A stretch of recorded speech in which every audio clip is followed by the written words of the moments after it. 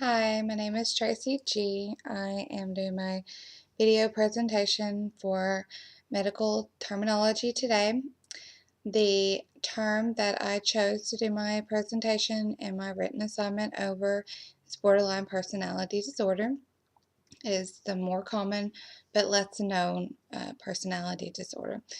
It is a serious mental illness marked by unstable moods, behavior, and relationships. People with this disorder also have high rates of co-occurring disorders such as depression, anxiety disorder, substance abuse, eating disorders, and also tend to be those who uh, complete self-harm and also complete suicides as well. People with this disorder um, may be traced back to um, receiving their temperament or personality from a person in their family. So one may say that it is inherited from your genetic background. Now, also, one could look at their social and cultural background, such as how they grew up. If one was to grow up in a close-knit family or community with lots of love and support, this, of course, would decrease the likelihood that they develop borderline personality disorder or BPD. Um, Now, there are certain symptoms that is associated with BPD. Those may include panic, depression, rage, or frantic actions to abandonment, whether it's real abandonment or perceived abandonment.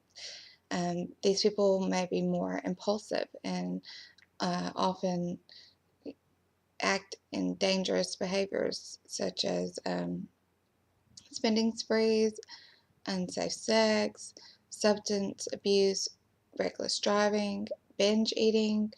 Um, they may have inappropriate or intense anger or problems controlling their anger. And those are just a few of the symptoms that I researched with BPD. These people also tend to show separation anxiety, and that a simple change in their routine may seem like extreme emotional firework, and they have no ability to adapt to this change. Now, BPD is often misdiagnosed or underdiagnosed because it's so closely related to other mental disorders. So it's very important that you seek help, mental help or professional help, whether it be through your primary care physician. A lot of times you'll go to your primary care physician. They will go over a series of questions with you. In these questions, they will group you into a category. From that category, they can either clinically diagnose you with a certain disorder and start treatment or management there. But most times they are going to refer you to a mental health specialist because these mental health specialists have more time and or access to management or treatments for the disorder because that's what they are specializing in. They're not treating somebody with a runny nose and somebody with borderline personality disorder all on the same day. They treat just mental issues. The main therapy that I researched was talk therapy because these types of talk therapy often give the patient positive coping skills, and also it guides them to control their intense emotions. It helps reduce self-destructive behaviors and also improves relationships within the community and their families. There's no specific medication regimen for treatment or to ease the effects of BPD. However, the mood stabilizer seem to be one type of medication that can offer somewhat of help for people who have BPD.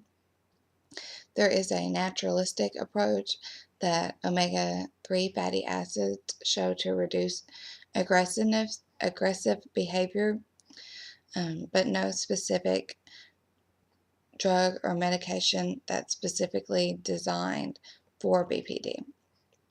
Now, living with somebody who has borderline personality disorder, or most mental disorders for that matter, can affect you just as much as it affects them almost, because it takes so much out of you just to try and help them deal with it, because if you've never dealt with it, you have no idea how it feels to them, and you have no idea how to help them.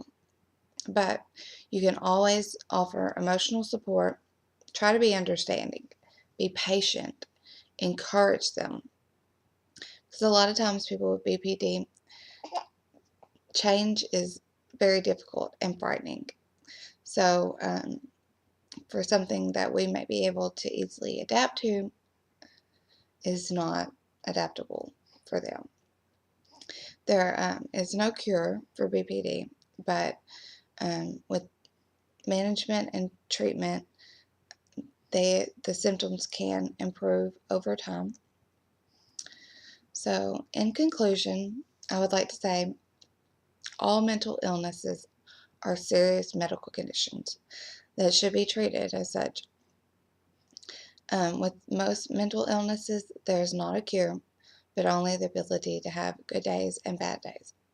So, if you or someone you know is suffering with a mental disorder, please support them and try to understand each day may be a different struggle, but you can provide more than you know just by being a steady force in their life. Thank you.